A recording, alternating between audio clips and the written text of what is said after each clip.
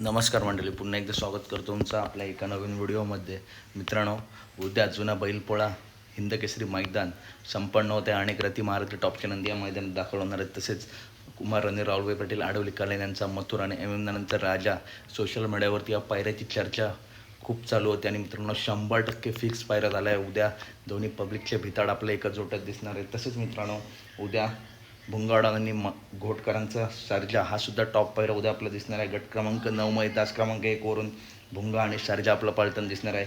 तर मथुर आणि नंतर राजा गट क्रमांक किती, तर गट क्रमांक 10 मध्ये तास क्रमांक 3 वरती, गट क्रमांक 10 मध्ये तास क्रमांक 3 वरून चिठ्ठी निघाली आहे. नंतर राजा आणि मथुरच्या नावाने.